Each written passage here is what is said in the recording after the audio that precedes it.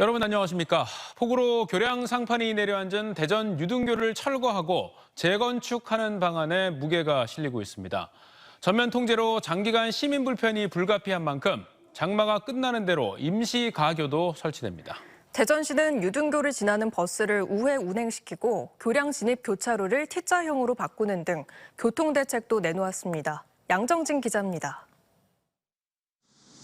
지난 10일 내린 폭우로 교량 상판이 내려앉은 유등교 진입로와 인근 산책로에 출입 통제선이 쳐져 있습니다.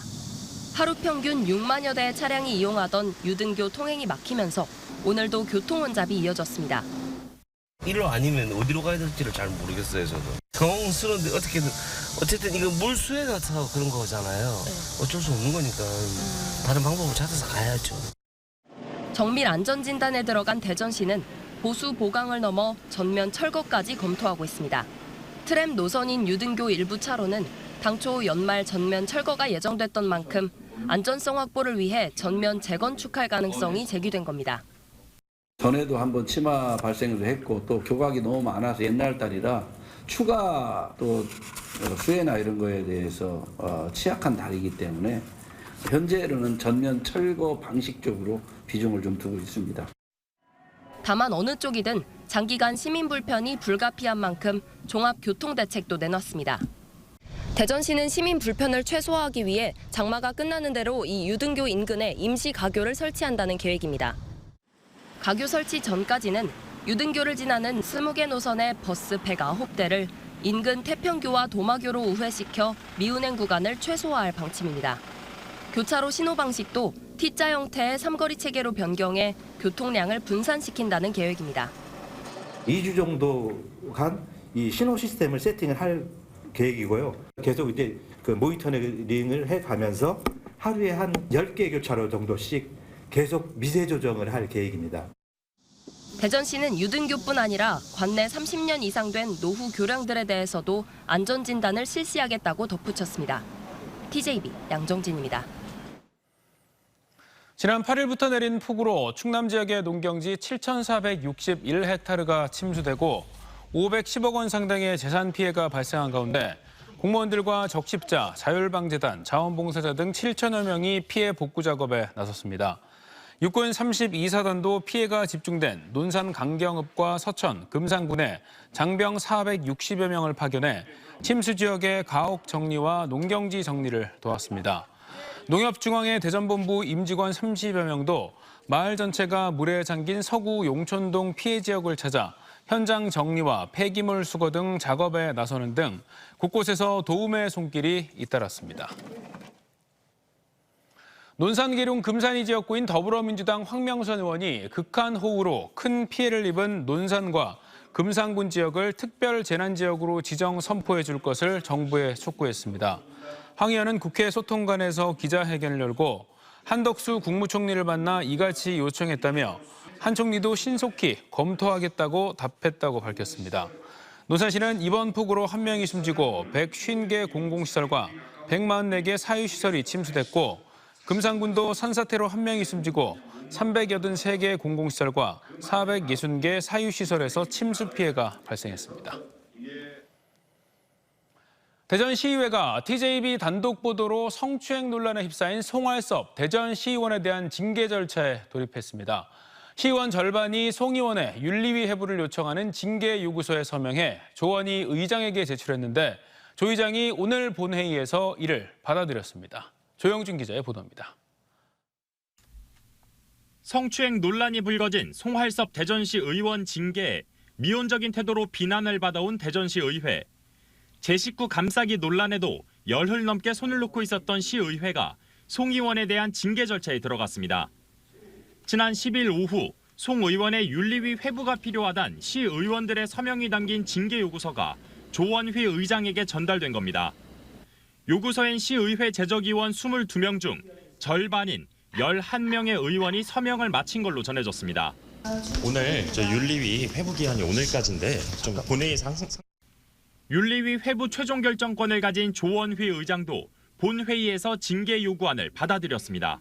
의원 징계 요구서가 접수되었으며 접수된 징계 요구서는 윤리특별위원회에 회부하도록 하겠습니다. 대전시 의회가 송 의원의 윤리위 회부를 결정한 건 논란이 불거진 지 2주 만입니다. 시의회 윤리특위는 앞으로 3개월 이내 징계 여부와 수위 등을 결정해 본회의에 보고하게 됩니다.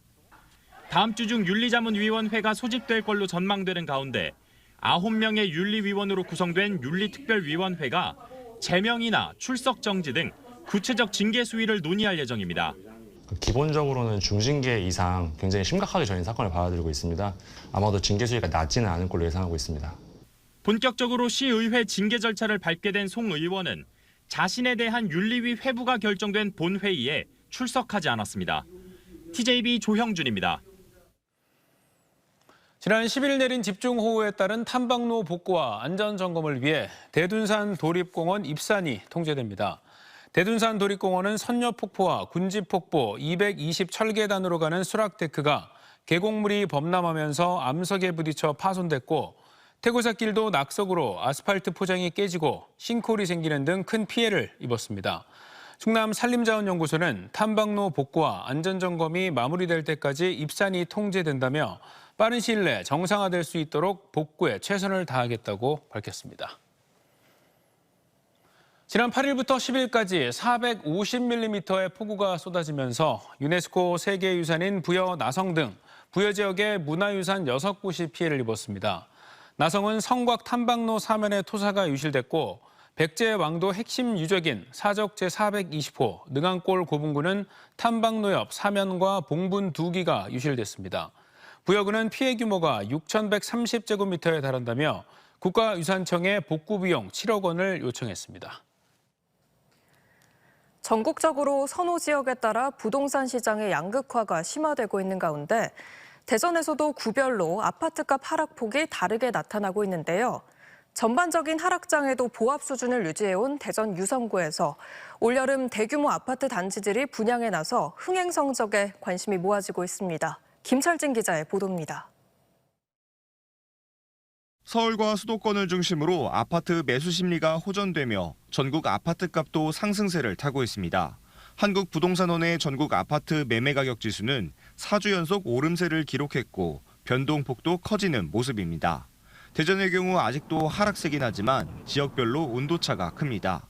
중구와 동구의 경우 지난 4월 중순 이후 12주 이상 하락세가 이어지고 있지만 유성구는 이달 초 2주 연속 상승세를 보이는 등 하락장에서도 잘 버티는 모습입니다.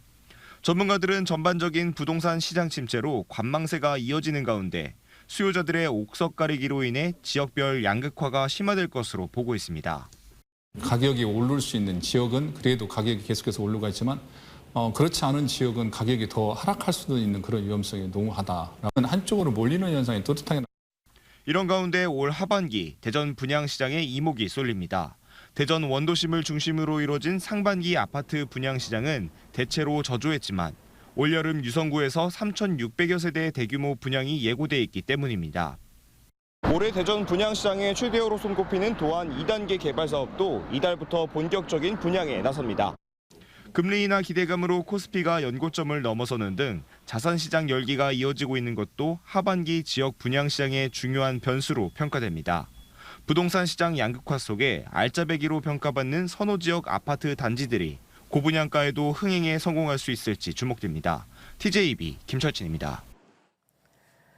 천안시가 충북 음성과 강원도 횡성 등 3곳과 함께 국토교통부가 선정하는 투자 선도지구에 선정돼 각종 규제 특례와 기반시설 조성 등에 필요한 자금으로 최대 100억 원을 지원받게 됐습니다. 천안시는 투자 선도지구 선정 후속 조치로 천안역 증개축과 역세권 개발 사업 등 침체된 구도심 개발 청사진을 조만간 발표할 예정입니다. 이와 별도로 지역 수요 맞춤 지원 사업 대상 7곳 가운데 하나로 선정된 청양군은 칠갑산 천문대 등 인근 관광지와 연계해 밤하늘의 별을 감상할 수 있는 천장호 하늘향기 마을 조성을 추진할 예정입니다. 한밭대가 충남대와 통합 추진과 관련해 구성원 의견 수렴 투표를 실시한 결과 찬성 76.95%, 반대 23.05%로 나타났습니다.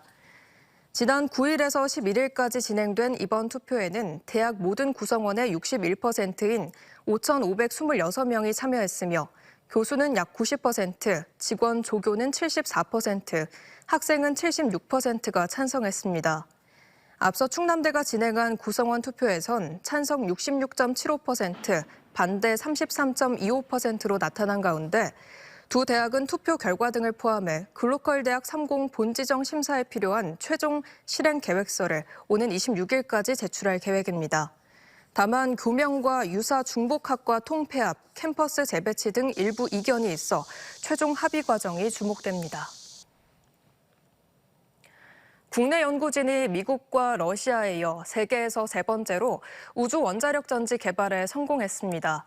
극한의 우주 환경에서 안정적인 전력 생산 능력을 검증받아 2032년 달 착륙, 2045년 화성 착륙 등 우리나라가 추진 중인 우주 탐사 목표 달성에 핵심적인 역할이 기대됩니다. 조혜원 기자가 보도합니다.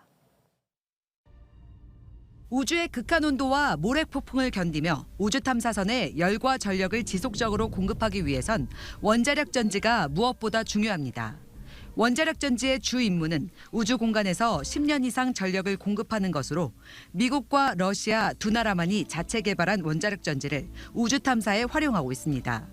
이런 가운데 국내 연구진이 안정적으로 열과 전력을 공급하는 원자력 전지를 자체 개발했습니다. 한국원자력연구원이 개발한 원자력 전지는 플루토늄 동위 원소를 열원으로 열을 전기로 변환하는 열전 소자와 전지 내부의 열 손실을 막고 열을 전달하는 열 제어 구조체로 구성된 열 출력 10W급 소형 원자력 전지입니다. 2022년 개발 후 6월에 발사된 누리호 성능 검증 위성에 탑재해 지구 저궤도 신뢰성을 평가한 결과 출력 감소나 부품 고장 없이 약 120mW의 전력을 생산해내며 실증에 성공했습니다. 이제 2024년 5월까지 저희가 장기적으로 연속 동작을 시키면서 원자력 전지가 동작하는지 확인을 했고요. 그 결과 이제 고장나는 부품 없이 정상적으로 동작하는 것을 확인을 했습니다. 특히 유엔 국제 규범에 따라 방사성 동위원소 열원을 전기 히터로 대체하는 데 성공했고 극저온의 달 표면에서 환경 모니터링과 우주 방사선 계측 등의 임무를 수행할 수 있는 목표 전력의 정상적 생산도 확인했습니다. 지구 저궤도에서는 국제법상 핵물질 사용이 어렵습니다. 그렇기 때문에 저희가 이번에 우주 실증을 하기 위해서 전기 히터를 이용해서 핵물질을 대체해서 원자력 전지의 우주 공간 성능을 검증을 하였습니다. 연구원은 2032년 달 착륙선 탑재를 목표로 전력 변환 효율과 성능을 높인 아메리슘 동위원소 기반 원자력 전지를 개발할 계획입니다. TJB 조혜원입니다. 소소경제 전환과 탄소중립 이행 목표 달성을 위해 기업들이 참여할 수 있는 전략을 제시하고 산학연관 공동 이니셔티브를 구축하기 위한 대한민국 소소경제 탄소중립 대국민 포럼이 대한상공회의소에서 열렸습니다. 한국생산기술연구원이 주최한 이번 포럼에서는 100여 개의 기업을 대상으로 수요 조사를 통해 발굴한 소소경제 탄소중립 이행에 필요한 전략 아이템과 생기원과 기업, 정부, 지자체가 협력해 추진할 수 있는 기술개발 과제들이 공개됐습니다. 이와 함께 소소경제 전환, 탄소중립 이행을 주제로 이창엽 생기원 지속가능기술연구소장, 김재경 에너지경제연구소 선임연구위원, 정광국 미국 아칸소 주립대 교수의 발표도 이어졌습니다. 수개월간 초등학생 여자아이를 성추행한 세종의 중학생이 경찰 수사를 받고 있는 사실이 뒤늦게 알려졌습니다. 온라인 커뮤니티에 따르면 14살 A군은 지난 5월부터 2달간 세종시의 한 아파트에서 B양이 저녁 6시에 학원에서 집으로 돌아오는 것을 노려 엘리베이터에서 신체를 만지는 등 성추행을 저지른 혐의로 경찰 수사를 받고 있습니다. 경찰은 만 14세 미만 촉법 소년으로 형사 입건 처벌 대상이 아닌 A군을 소년 분류 심사원에 감호하고 수사가 마무리되면 가정법원 소년부로 송치할 계획입니다.